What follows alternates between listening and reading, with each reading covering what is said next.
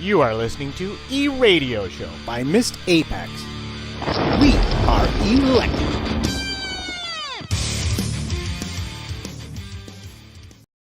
Hello, everyone, and welcome to today's show. I'm your host, Matt Trumpets, and today's episode is titled London Calling. We'll see if you can guess why in just a minute. Joining me today is our favorite, the one and only Chris, no longer _ Stevens. How's it going there, Chris? Oh, I'm on top of the moon, Matt. We have a London E-Prix set for 2020. I couldn't be happier. Right on my doorstep. I couldn't be happier. Sorry, I've seen Wicked perhaps one too many times, and I probably should not have shared that. I need to remind everyone we are an independent podcast hosted by MissedApexPodcast.com, bringing you race reviews, news from the paddock, and tech analysis. We live stream our race reviews, so be sure to subscribe to E-Radio Show on YouTube so you get a notification when we go live, so you can join our live chat room as well. Well, there's only one thing to do, and that would be to get right to the Big Dirty News.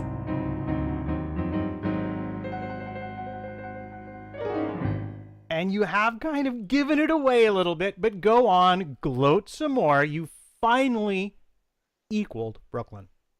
Yeah, I know we both have races in our back gardens now. How great is that? So the London E-Prix is going to be returning for the 2019-20 season. It's going to be the finale at the XL Centre with a part indoor, part outdoor circuit, which is just another idea where Formula E just thinks, you know, what hasn't been done before? Let's just go and do that. And it's just so great after all the issues that we had with Battersea Park and that getting terminated, you know, earlier than it should have been, really. So it's just so great to have a London race back on the calendar. Yeah, it is. And I was going to ask you, how do you really see that playing out, the indoor-outdoor part? I mean, London is occasionally noted for its precipitation. What do we think might happen if it rains? Or do we foresee any serious logistical difficulties? Or not that I wish to ruin it before we get to it. I actually like the indoor-outdoor thing. And we sort of had that at Tempelhof, didn't we? We sort of. It was more of a tunnel, really, if that. More like going under a bridge, actually, because it's hardly the Monaco tunnel, is it? But no, it's definitely an interesting concept. And you would think, you know, Britain in July tends to get very hot. But you know, these last few summers it's gotten so hot. We've had mad thunderstorms, and the two, you know, London races that we had in season 1 and season 2 did rain in qualifying both years, and so we ended up with really mixed up grids because of it, because it would rain in some groups and other groups got dry sessions. Here is going to be interesting because obviously there's going to be a significant portion of the track that would remain dry in that scenario, but I can't see it really being an issue because Formula E runs on all-weather tires anyway, so it's not like they're going to have to, you know, put up with a wet track on slicks or try and make a set of intermediates go through the dry stuff, because, you know, they're like normal road tires. They're built to deal with anything. So I can't really see it being too much of an issue, in all honesty. I'll be interested to see what the indoor section ends up looking like, though, because you've got to assume they've got a tarmac part of the indoor of the XL Centre, which would be interesting. Yeah, well, you were quite literally anticipating my next question, which is, do we know what the surface of the XL Centre will look like when they run the cars through there? Because, it looks like a warehouse, and a lot of times they have an entirely different kind of surface to the outdoors. And just wondering if you have gotten any information on that yet. No, not yet, but I can only imagine they'll be doing the same things that they do at a lot of E-Prix. So they did it at Battersea, they've done it in Paris, they did it at Santiago this year, which is to lay down some recyclable asphalt. So once the event is over, they scoop all that up and recycle it. And it doesn't, you know, it's not like it doesn't damage the existing surface in any way, because in Paris, of course, there's quite a historical monument that they do tarmac over. But if you go back and look at it, you know, once the event's over, you'd never even guessed that a race took place over it. Yeah, and Formula E has been really good about doing that and sort of pioneering some of these less destructive ways to make these sorts of inner city races possible, which is great for everyone, frankly, because it's just the ability to go to the race is so much easier than when you're stuck out somewhere way in the countryside.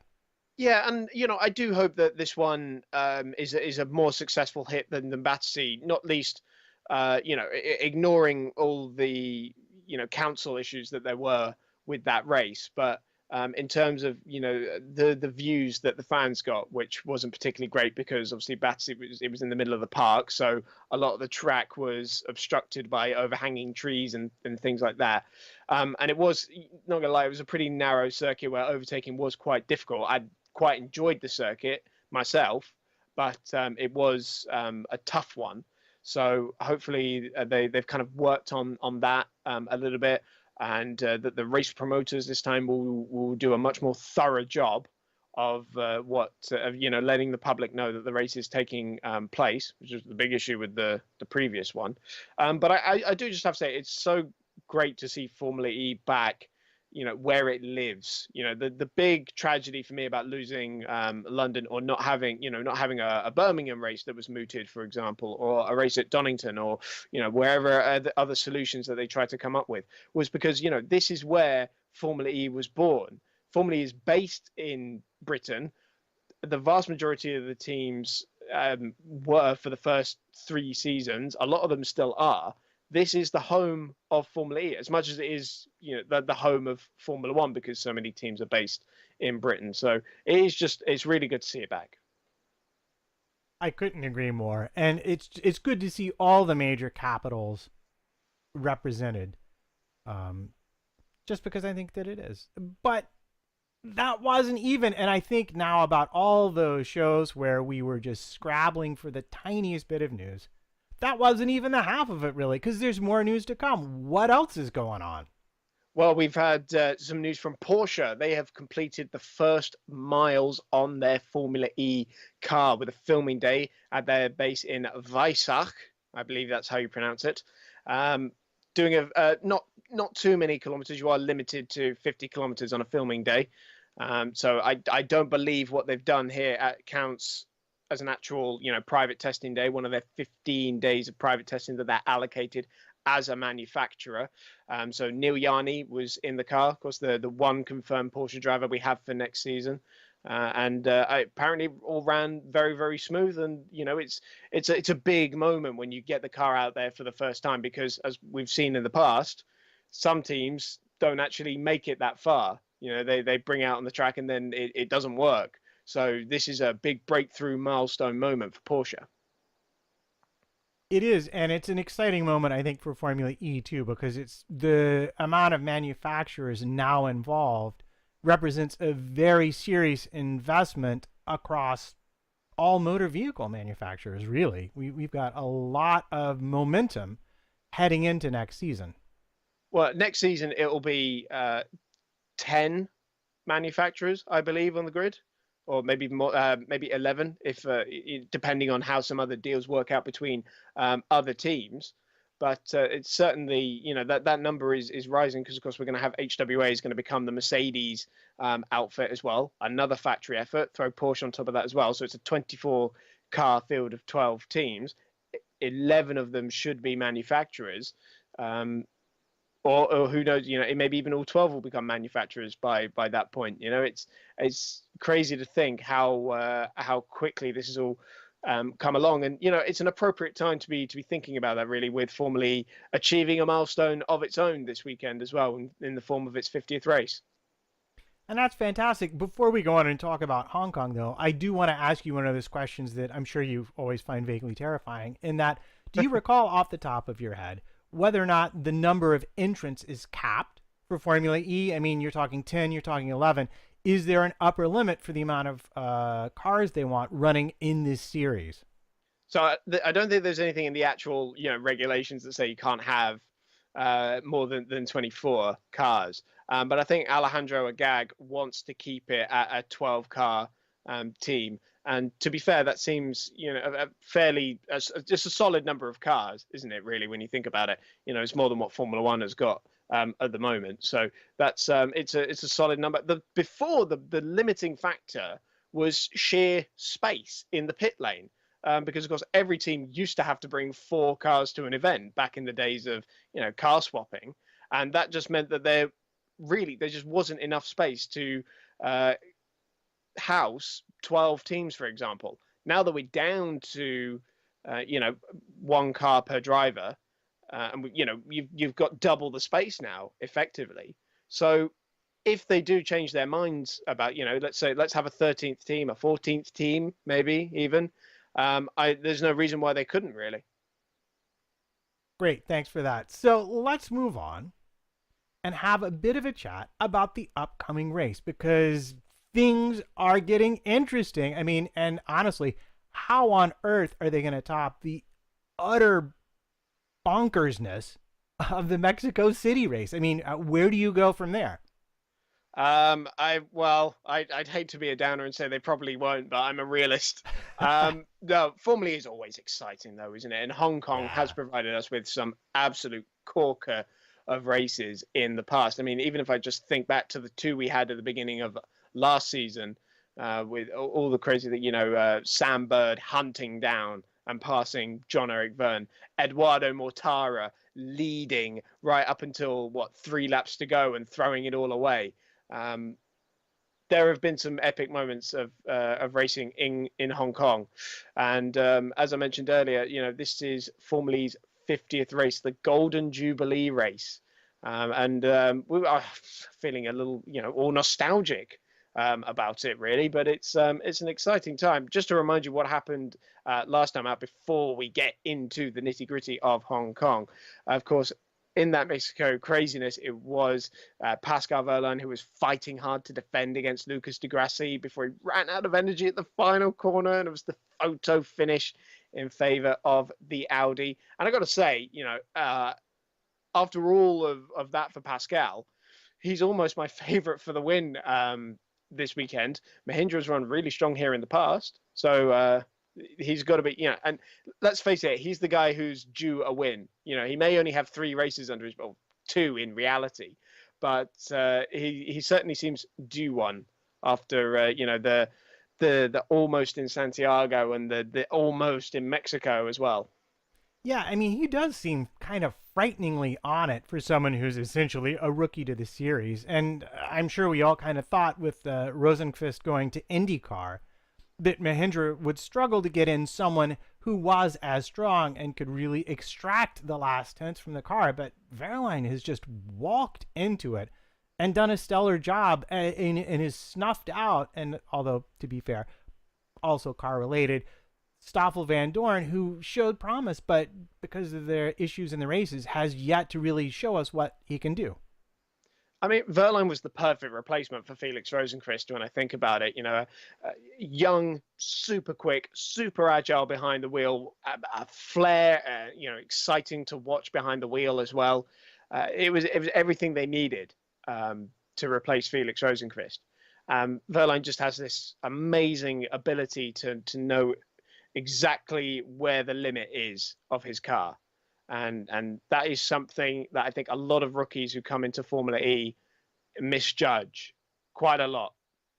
I do think, rookies have got a slightly easier time of it this year compared to previous years, for example, because of, brake by wire, things like that. So the braking, the regen, it's all a little bit easier to handle than it was before. So, I mean, we see drivers like Andre Lotterer, who is a more than capable driver, but had an absolute baptism of fire in his first race. And we don't really see that as much anymore, to be honest. I mean, in Mexico, Felipe Nasr never sat in the car before shakedown and drove very well. So it does, show in that sense. And that's not to take anything away from Pascal, because he is just stunning. And we shouldn't have expected anything less from him, really. A DTM champion at a super young age before he came into Formula One, where he never got the chance to really show his ability, did he? Which I find an absolute crime, because there are so many drivers in the Formula E field now that Formula One is missing, I think, like Wehrlein, like Verne as well. And yeah, I'll say it, like Van Dorn. I know a lot of people are going to disagree with me about Van Dorn, but if you look at every other racing series these people have performed in, they've been astonishing. Yeah, Van Dorn really took a knock because of his qualifying, losing 21-0. But if you looked at his actual pace, he was second or third closest to Alonso of all of Alonso's teammates. So he was not a slouch. But the statistics and, frankly, the car and the power unit did him no favors. And I guess McLaren, to a certain extent, is sort of a consumer of junior drivers in the same way that Red Bull sort of has developed a reputation for being. Now, I wanted to ask, because Mahindra is not the only team that we've seen suddenly, well, Mahindra's been doing well, but Audi, they've finally sort of unlocked their performance a bit. But I'm curious about our friend Daniel. Has he resolved his car issues? We saw Lucas run very, very strongly. Is he still struggling a bit, or is this going to finally be his renaissance as well? So it was something I was very much keeping an eye on during the Mexico weekend. The reason that his race really fell apart was because he made a mistake on his qualifying lap. Once again, it's not for the first time this season, unfortunately. So that put him, right down the back of the field, with Sam Bird and Robin Fraintz, who also had issues in qualifying. But even during practice, I didn't see him near Lucas's pace, unfortunately.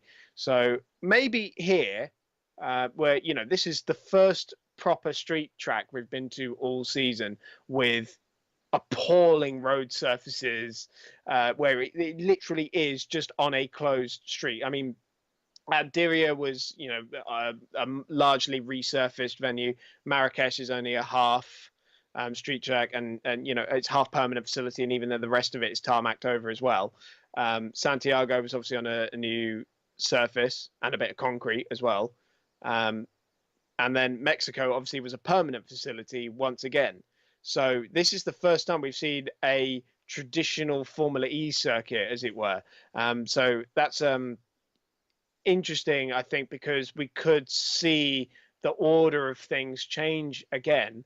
And hopefully Daniel being closer to Lucas is one of those things. Let's not forget, this is where he briefly scored his first Formula E victory before he had it taken away from him for the electronic passport issue on the car. So I think if there's anywhere that Daniel should show his potential, it's here. Right, and that's probably a good thing to divert about. We've seen a remarkable array of technical penalties across these first 4 races. Are we expecting this to start calming down? Or is this, do you think, going to be an ongoing issue because we switched cars and the teams are still just really trying to get to grips with everything? And I know in some cases, lack of running in the free practices contributes very much to that. But overall, do we expect things to start calming down, or is this going to be something to continue to either infuriate or excite or make elated, depending upon who you're rooting for, the fans?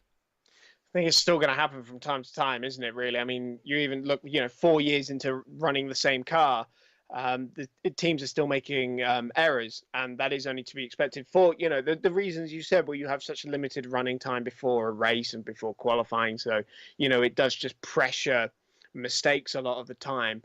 I would say, the issues that a lot of people were having with the battery charging, for example. So I've seen just an infinite number of fines being handed out for charging and regen infringements during shakedown and during practice. And ultimately things that ended up contributing to races as well have largely been resolved now, though. There was a mass software update to all the cars collectively in Mexico, which was kind of focused around that. So it did seem like a lot of teams were having issues with the new McLaren battery in terms of its kind of installation, in terms of running it, in terms of getting readings out of it as well. So it's not so much a McLaren issue, but it was a lot of teams were struggling to get on top of it, and I'm hard pressed to find a team that didn't at some point come a cropper to it. But again, that's to be expected. A brand new car with so much to learn from it. And even though these teams, the manufacturers, get 15 days private testing with them, that's not enough to learn a whole new car. So I think, yeah, we'll see fewer issues as the season goes on, but they're still going to crop up every once in a while. All right, then. Well, let's move back to the teams. Another person who stuck his head above the parapet briefly was Sebastian Buemi. Do we think that Nissan is finally on top of this? And do you think that the street circuit design, having seen them at more dedicated or more one-off circuits, do you think the design is going to be helpful to the way they have designed their car? Or is it just in general they are starting to get on top of all of it? Both, really. This circuit should work for them quite well. A lot of long straights, so dual motors will help there a little bit. Maybe not so much in the change of directions, of which there are quite a few here. But if we think back to the first race they had there, it was a Neo front row lockout, and they, of course, were running a similar setup at the time. So yeah, remember when that was a thing. So I think it could work for them, but as you know, Nissan really are getting on top of this car now in terms of the software as well, which has been the big weak spot for them. And you know, they would have probably landed a competitive podium finish were it not for their energy miscalculation in Mexico City after the red flag. And you know, you brought up Buemi getting above the ball pit. I would say Roland has been getting up higher. His performance in Mexico City was astonishing. For him to out-qualify the qualifying king Sebastian Buemi in only his fourth race, having barely tested the car before the season as well, for me, is super, super impressive. And I really can't wait to see how the rest of the season goes for him. Because what I'm hoping will happen now is that it just, it snowballs and suddenly he's able to compete with Buemi on a regular basis. Because let's be honest, Buemi hasn't been challenged by a teammate in Formula E yet. Hard to disagree with that assessment. Who else are we looking at, paying attention to? I know Andretti has been doing a good job, but do you see favorites based on what you've already learned about the teams thus far? Or is it sort of going to be, we expect more or less the same mix and then somebody might surprise us? It's so hard to pick a favorite per race though, because so many teams are running very similar setups now. The fourth consecutive year of the same powertrain regulations, we've naturally come to a slight convergence. Nissan are really the ones who are way out there with twin motors. Everyone else is pretty much the same. So it is really, really hard to try and pick a favorite. But looking at BMW Andretti, for example, they managed to get things together in Mexico, despite at times it didn't look like that was going to be the case. Da Costa was, strong, bit of luck in there as well, able to haul himself back up into championship contention, which is just what he needs, especially after, not scoring in Marrakesh, not scoring in Santiago as well. So the fact that he's still in is, shows you what a topsy-turvy championship it's been so far for a lot of these guys. And I'd say Alexander Sims is due a good result as well. After, the collision in Marrakesh, had the podium taken away from him in Santiago, got wiped out by the Piquet Verne incident in Mexico. He's due a good one. So, and again, between all these guys, it's just going to come down to execution. A lot of the time, because the cars are so similar now, it's going to come down to the drivers not making any mistakes, keeping it clean, the teams not making any errors, running reliably as well. It's all down to execution at this point. That is going to be the big factor, and one that we've really got to look at DS Techeetah for as well, because we're still yet to see what they can do on a clean weekend, no mistakes. Because since Marrakesh was the last time we saw really strong performance from them, even if it wasn't the result that they should have got, the performance was astonishing. Since then, we just haven't seen them reach the same heights. And you'd have to say that John-Eric Verne's title defense is slowly starting to slip away from him. He's in the lower end of the top 10 in the standings right now. That's not where you'd expect him to be, especially given the car that he had underneath him in those first two races. So they're ones I'm most definitely looking out for. So the pressure is starting to build a little bit because last year he very much made his run on consistency, finishing consistently in the points, top 5, race after race after race, and that just has not happened for them. And that would have been so crucial in this season more than ever, because you look at the way the championship standings are. D'Ambrosio has had 2 shocking races and yet is in the lead of the championship. Da Costa didn't score in 2 races and is second in the championship. Bird had a shocker in Mexico and didn't score in Adria, third in the championship. If Verner had a season like he had last season, he would be way clear in the standings. So consistency, you're absolutely right, is so crucial. But no one's managed to achieve that so far. Yeah, and that's all the better for us watching. Now, I do want to circle back real quick to Andrade, if I could, and ask you a little bit more about Alexander Sims versus Da Costa. Do you think Sims, and I know we like Da Costa, and we know he's quite a good driver, but do we think that Sims might just have the measure of him in this car? Oh, I don't know about the measure. They are incredibly close. There are most definitely scenarios where Sims has been quicker than Da Costa. Marrakesh, perfect example. Sims was quicker than Da Costa that day. But then I think, there have also been races where Antonio was quicker as well. So an example in Mexico City would have been the 0.004 of a second between them in qualifying was the difference between Da Costa making it into Superpole and Sims not. And Da Costa therefore going on to finish second in that race, and Sims being wiped out by a random incident that he shouldn't have been involved in. So those fine margins are making such a huge difference. And it's just going to flip-flop between the pair of them the entire season. I've been so impressed by Sims, though. And I know we talked about it's easier for rookies now, but he has been involved in the BMW Formula E program for, 2 years now, testing the cars. So it's great. And to think, he didn't think he was going to get a drive this season. He thought he was going to go back to Blomqvist or maybe even to someone else. He wasn't expecting the call up to a race seat at the beginning of the season. So he's done a fantastic job. And I honestly think, he's an EV nut as well. He loves electric vehicles. He's been driving one since 2012, I think, and knows the complexities. He knows the intricate nature of battery technology and powertrain development and stuff like that. Whereas I think, most drivers aren't really interested in all that, but Alex is. In a way that might be helping him a little bit, being able to understand the car a little bit better, intricately does help. It's like when Formula One went hybrid, and drivers who knew how to use the hybrid system better would have a pace advantage in the early stages. You don't see so much of that now, but there's little elements like that that I think has as a rookie just given him that extra edge. But as a driver, they are incredibly closely matched, and I love that.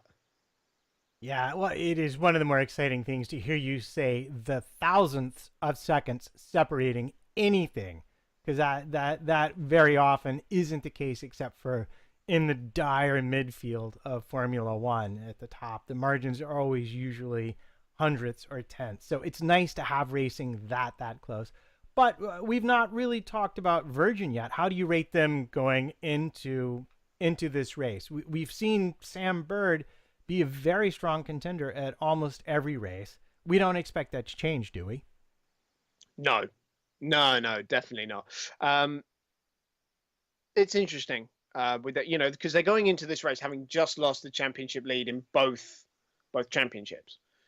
So that is, but that's not the be all and end all for them by any stretch of the imagination, because it's fair to say that the reason things didn't go so well for Sam anyway in Mexico was not an issue of the team or its driver, because it was a drivetrain issue that made him pull off to the side of the road in qualifying. I'd love to have known what role he would have played in the lead battle had he qualified properly. Um, but we know that he goes very, very strong in Hong Kong, for example. We know that that car is incredibly strong in a variety of conditions. Um, but it's odd. We've seen, that the Audi powered cars perform well in what are two of the most extreme races of the season: Santiago for the heat, Mexico for the altitude.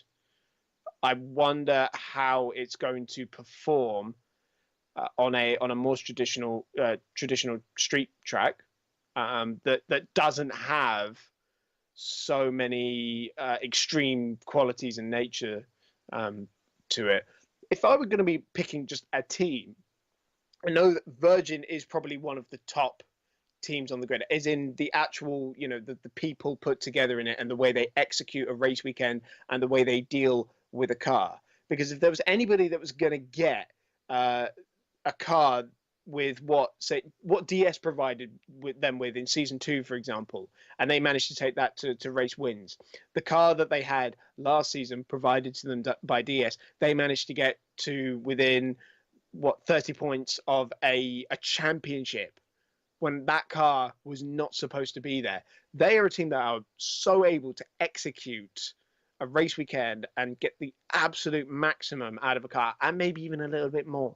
And I think this weekend in particular is going to play into that a lot better, because last season we saw so many issues with team radios because there's just the skyscrapers everywhere massively interfere with team radio communication. So it's at some point a driver is going to end up driving blind, as it were, without the engineer to kind of guide them through a little bit. So that, I think, is going to play quite a big element in that. And I think if there's, one driver that I would put money on excelling in that kind of situation is Sam Bird.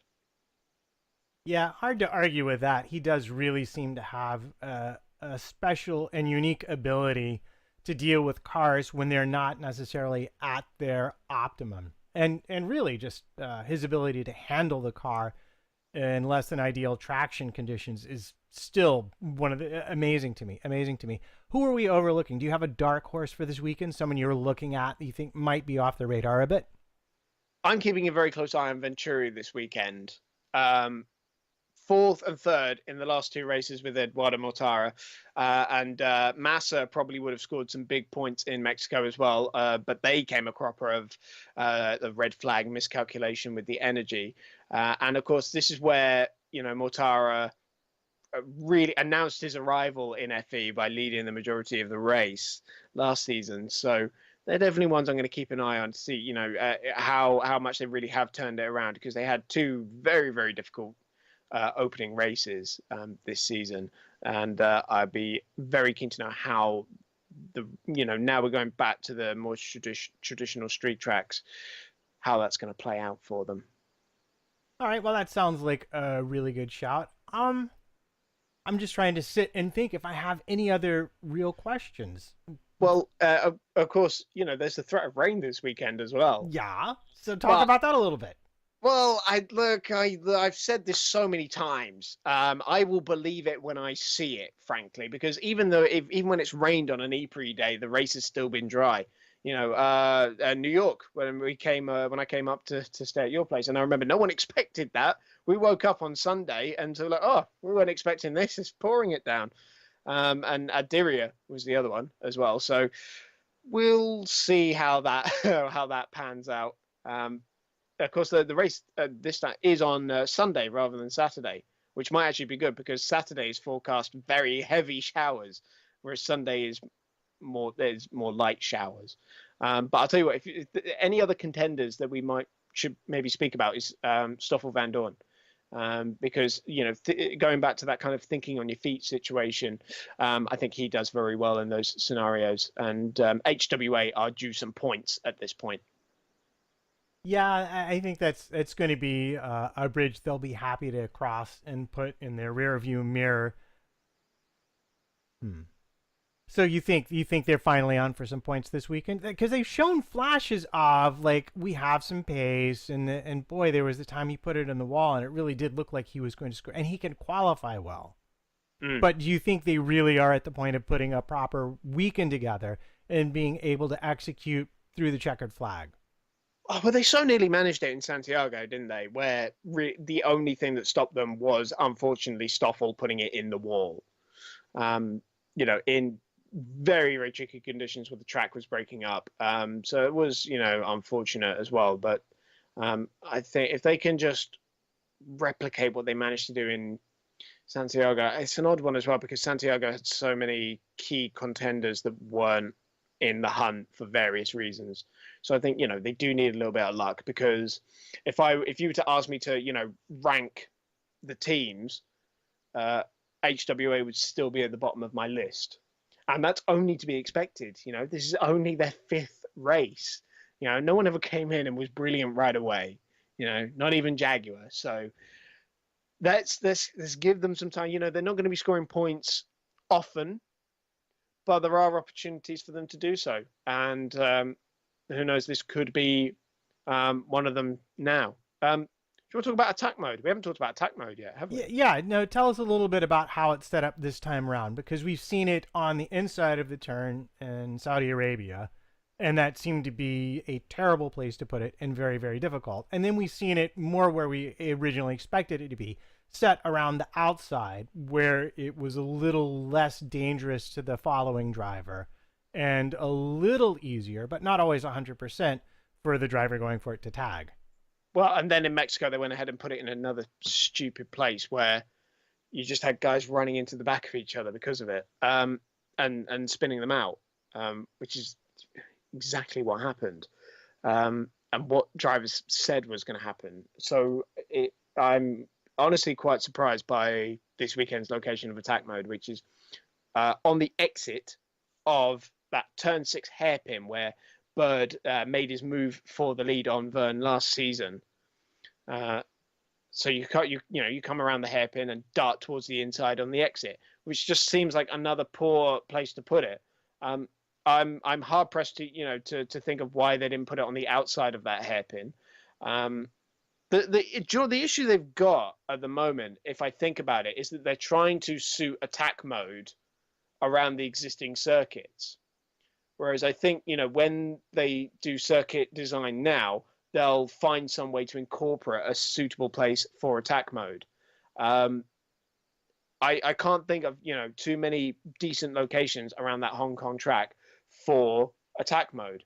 Around the outside of the turn 6 hairpin might have made a bit more sense, but I still don't think of too many places where they could have put it. I don't like it, but that's what we've got.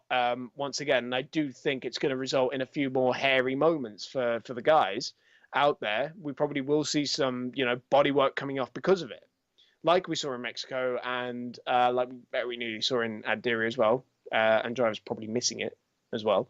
So I don't think it's ideal by a long stretch. But this attack mode it's going to be kind of like DRS in the first couple of years that we had in Formula One, where it's a bit experimental at first, and it's going to be wrong at times, but then they'll improve it and get it right next year. Yeah, well, and it's a surprise to me, to be honest with you, because you would think that if you want it on the outside, you want it on the entry of a turn, going around to about the apex, so that you have to take a longer line, and you're off what you would think of as the shortest, quickest way from one side of the corner to the other. But if you're going to put it on the exit of the turn, yeah, if you put it on the inside, you're going to have to slow down and lose time. So my question is that turn 6, can you go too wide there?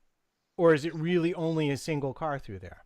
Well, you can go side by side on the way in, most definitely. We've seen a lot of people do it, and that's how the race was decided last season. So I do wonder if maybe, that turn 6 hairpin is just a tad too narrow to have it on the outside there. But at the same time, I think it'd be doable. But that's just my opinion on it. And my opinion is no better than anyone else's. To be honest, certainly not better than the people actually making these decisions. I'd be curious that they don't ask the drivers ahead of time where they think a good location would be and about how much time they think that the driver should be losing to take it. Because certainly they would have perhaps a better idea in some cases than anybody else. I think on the former they probably do. Although I think the answer you'll get from a lot of drivers is to not place it anywhere and not have it because they don't like, they don't like losing time, do they? That was kind of the big complaint from some drivers after the first couple of rounds, where it's just like, we like this power boost element of it. We don't like the losing time part, which is basically what I said when it first came in, to be honest. But there we go. Yeah, well, honestly, I if I could be 100% honest, I'd be happy with Indy style push to pass power boost, same. where you get 30 seconds of extra power for your race to be used however you like across the whole race, across 45 minutes or maybe 20 seconds. I don't know. You'd have to come up with a number that made sense, and then it could be used strategically. And I mean, it's still strategical, really. But I remember us having a similar discussion when when it was first announced, wasn't it? We liked the power boost element of it, yeah, but not so much the going wide, going offline and stuff like that, because it did just seem a little bit too gimmicky. But I will say, I think the racing this season has been spectacular, and attack mode has played a significant part in that. I won't say that we've had poor races this season. No. If I think about it, Mexico, before the final, few laps where it all started kicking off, wasn't the best race, was it? There wasn't a lot of action, but it was still quite a tense race, and attack mode didn't play such a huge role in it until the final few laps.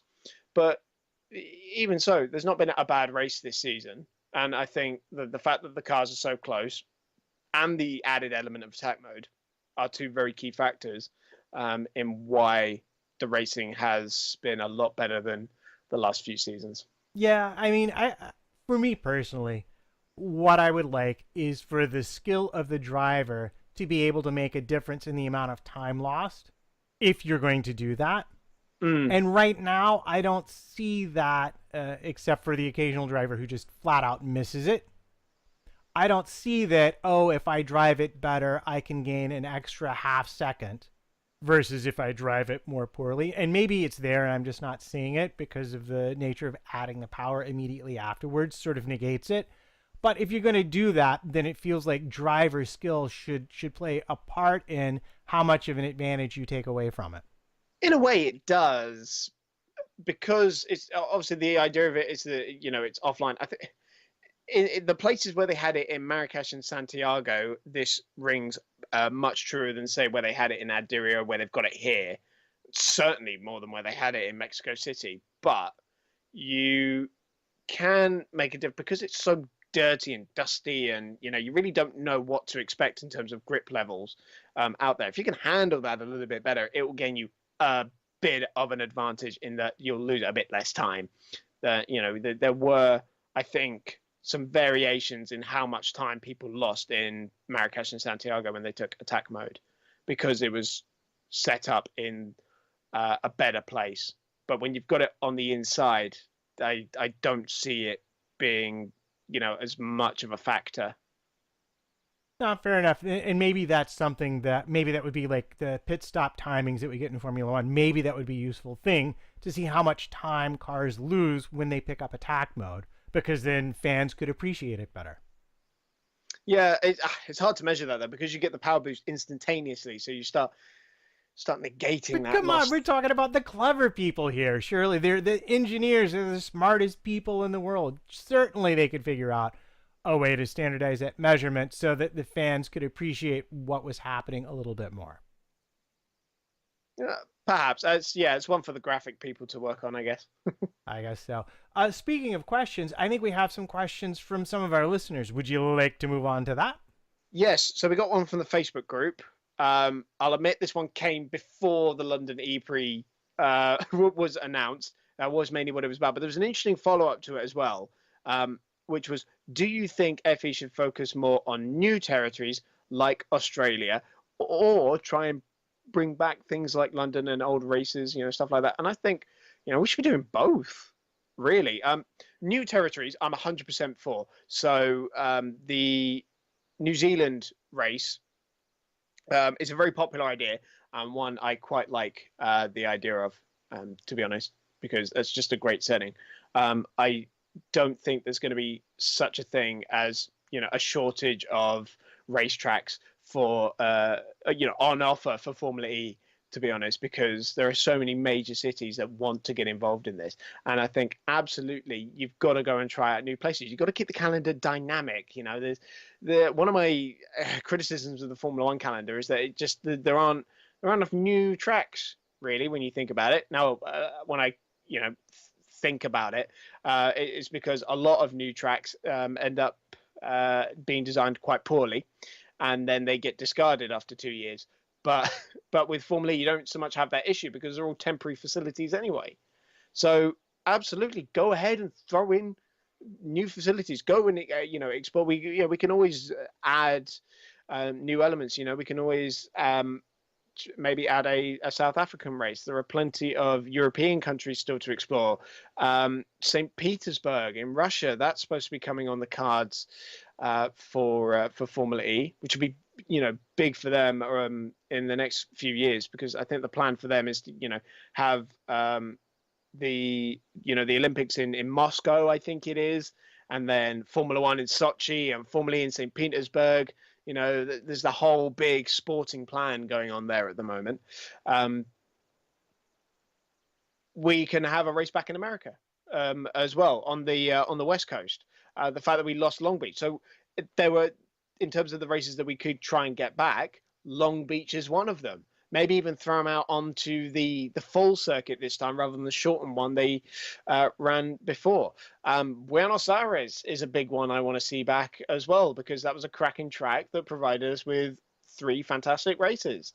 So I see absolutely no reason why we can't do both. Fair enough. If we're talking Australia, though, I gotta throw in my 2 cents for Surfers Paradise. I think that would be an amazing place for Formula E to go, and it was already a street race, and people know it. It would be a lot of fun to see cars on that circuit again, open wheel cars, and New Orleans. Why not? I'd love to see a New Orleans race or a Houston race, someplace different than where we've already been. But that's just me. How many races do you think realistically, though, the calendar can sustain? That's, I think, perhaps really what I'm more curious about. Yeah, that is an interesting element to it, because I've talked about it on the show quite a few times, the difficulty of getting things like FE and the World Endurance Championship not to clash. And the World Endurance Championship is already getting an extended calendar because of the merge with IMSA. So they've brought on some of their races as well. So it's already more you've got to try and avoid. And the Formula E calendar is growing. This is the biggest it's ever been. So it's going to get tougher and tougher, because you're also going to try and, wherever possible, avoid Formula One weekend, especially during the European season. They've managed to do it quite well so far, because the first few European rounds of the Formula E this season clash with flyaway races in Formula One, so there's much less of a clash, as it were, because they're on at very different times. But you will still see that it is inevitable it'll happen at some point. The main thing they really want to avoid is a clash with WEC, because there's so many crossovers in the drivers who race in both. Not least the likes of Sebastian Buemi, who doesn't want to have another championship taken away from him because of it. So I would say, where are we up to now? About 12? Maybe 13, 14 is about the limit because what they also can afford to do is, start the championship maybe a little bit earlier as well, because the championship used to start in October. Now it starts in December. It's almost getting to the point where it's almost not a 2018-19 calendar, anymore. Well, at one point it might even just end up as a 2020 calendar, for example. So, there are definitely some question marks over that, and so far they've done a great job of managing it. I think there isn't much farther we can go though before we do hit a limit. Yeah, well, you would think they could take advantage of the longer pauses between the first couple of races in the year. And you'd think to a certain extent they could take advantage of, although I don't know the wet calendar well enough, of the Formula One shutdown in terms of avoiding direct conflicts with them. But at a certain point, it really is going to have to be fish or cut bait for the series. It's either going to have to demand its own calendar and its own drivers, or it's always going to have to accept sort of this junior status with WEC, as long as you're carrying drivers who do both, if you understand what I'm saying. The thing is, if you're not in Grand Prix racing, you do tend to race in multiple disciplines. There are loads of drivers who do it, because DTM is another one that some drivers wanted to avoid it. Mortara last season, for example, he had to miss a couple of races because his DTM contract took precedent over his Formula E contract. So, you have to throw that into the equation as well. There are definitely some opportunities in the sort of the November, December, January, February region that should be taken advantage of, I feel. The summer shutdown in F1 is really difficult because that's also off season for FE. And that's generally where testing would take place as well. So you can't really exploit that one so much. But it's, I don't envy the guys who have to try and work those calendars out, because I think they do a fantastic job to get it to, where it is now. Fair enough. Honest F1 would like to know, will we finally see a pecking order emerge out of the mayhem, which is the Formula E grid? Probably not. Well, that was easy. No, it's just, I love it. I love it so much. The thing is, like I said, it's so hard to pick a pecking order because you've just got like 6 or 7 teams that are all capable of winning races, and it largely comes down to execution. So if I were to create a sort of lead pack, mid pack, and then a tail enders maybe, which would be HWA, although I wouldn't say they're not like the Mana Marussia of Formula E by any stretch of the imagination. So chuck them in the midfield pack. But, you can see there seems to be a gap between the likes of Neo and Dragon, for example, which at the moment is sort of being bridged by Venturi to the likes of Audi and Virgin and Mahindra and Nissan as well. So, there's just a big pack of those guys there. So in that probably is the best I can do at the moment. And even then, I'm sure at some point, like Neo or Dragon will come out and score a top 5 and immediately prove us wrong. Well, yeah, that's kind of what makes this series fun, right? But if you talk about, there's like 4 or 5 teams that you would look at consistently across multiple races. But then you never know when one of the midfield teams is going to turn up and just get everything right and come out with a stellar result. And same cannot be said for Formula One. No, most definitely not. And equally, you don't know when, the big teams are going to get it all wrong, which we've seen quite a lot of. Get rid of that Friday practice, says everybody except for those of us who love to watch Friday practice and analyze the results so we know what will happen the next day. Sam Harper would like to know what your favorite race of the 49 was. So far, what's been do you have a favorite race? we're gonna get all nostalgic about this because it is Formula E's 50th race, and it's so bizarre. I did a feature, looking back at the best race from each season, and it was so bizarre watching the season 1 cars because they were so rubbish compared to what we have now. Where they only had 170 kilowatts of power in qualifying mode, and they were so clunky and difficult to drive, and they had 5-speed gearboxes from Hewland. I mean, they were clunky, slow, bizarre things, and it's just so weird to think that it's the same series now, because it doesn't look the same at all. And I've been trying to think of an answer to what is my favorite race of the 49 we've had so far, since I saw Sam pop that question into the Slack group.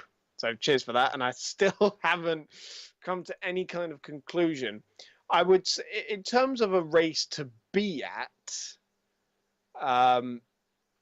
Monaco is always up there, although in terms of the racing, maybe not so much. I'm going to stick my neck out in a way and say the Rome E-Prix of last year, because not only was I there to enjoy what was a thoroughly well put on event for a first go as well, and to have the delightful news that it was going to be on a 5-year contract, I think it was, if memory serves me correctly. But also that race was pretty bonkers, wasn't it? And the circuit was amazing with all that elevation change. And we had an amazing scrap for the lead with, 4 cars in it with 3 laps to go. I don't think it gets much better than that. I mean, I've got to throw in some honorable mentions as well, like Buenos Aires 2015, when Bird and Buemi were proper duking it out. And every Mexico City race there's been, because they're always pretty wild. The Montreal weekend, there's just so many. There are way too many. Because, but I'm gonna just lock in Rome now, because I'll change my mind 27 times before we get to the end of the show. What about you, Matt? Have you got a favorite? Yeah, well, I would have to say, if you're talking about season 1, I think the first race had to be the most memorable, simply for Prost taking Heidfeld out in the final corner and demonstrating to everybody exactly how much damage you could do with a poorly driven Formula E car. But then what happened in the rest of that race? I don't Who remember a whole cares? lot. Who cares? I mean, that one highlight put Formula E on the map. I don't at me on that one, but I would happily argue that had that not happened, it would have been a much longer process to start developing a fan base. Oh, I want to throw Putrajaya season 2 into the mix as well. Good one. Good Bonkers one. race. So that was when, Buemi stopped because his car broke down and got it going again. Sam Bird came up from like 12th on the podium or something like that. Robin Fraintz crossed the line with broken rear suspension, and he was having to steer the car to get it to go in a straight line. That was pretty awesome. Yeah. I want to throw that one in there as well. Yeah, no, but if you're asking me personally, over all of the seasons, I would kind of have to go with the Brooklyn race. Number 1, I actually got to go to it. So, yeah. Number 2, the championship stuff that happened that weekend was, I don't know if it was better than Buemi running down the pit lane yelling at... No, nothing will beat that. Who was he yelling at? It was Frames, right? It was it was DaCosta incorrectly at first. Right. Then Fraintz. Yeah, no, that was a pretty savage piece of drama right there. But if you look at it, I mean, you had Techeetah poised to win everything. You had, what was it, the false start by Lauderer in the last race. You had the disqualification in qualifying because of the software update. And you had the drama between Abt and Degrassi. I mean, there was just so much going on that weekend, and it was the last race of the Generation 1 car, so that kind of gave it that little bittersweet edge the whole time you were there. Yeah, John, that is a very solid shout. I will tip my hat to you on that one. Fair enough. Well, is there anything else we need to cover before we end up this show? I would just like to remind everyone that this weekend's race is on Sunday, so don't get up super early on Saturday morning expecting a race. You will be thoroughly disappointed. And UK viewers can watch the race live on BBC Two this time. Not just on the red button, but on actual proper terrestrial television, BBC Two. Excellent. Do you have anything you're plugging? Yes, me. Follow me on Twitter. Chris on Racing is where I'm at on the socials. Check out my feature on Formula Spy about the best races from each season so far. And let's remind everyone that Missed Apex Podcast is doing Simply Racing Milton Keynes next weekend. So that's big news for us. We're going to be putting on the whole sim event, comms by me as well, live streamed, and the live show as well. So make sure you're subscribed for that. Yeah, that's an awful lot to catch. As for me, of course, I'm at MattPT55 on the Twitters. Come say hi. And don't forget, you can catch us on Twitter at eRadioShow. And if you are part of our Missed Apex Slack group, don't forget to join the Formula E channel as well. And remember, chicks dig heels, wounds cause scars, and glory is a fungible concept under certain philosophical precepts. This has been eRadio Show.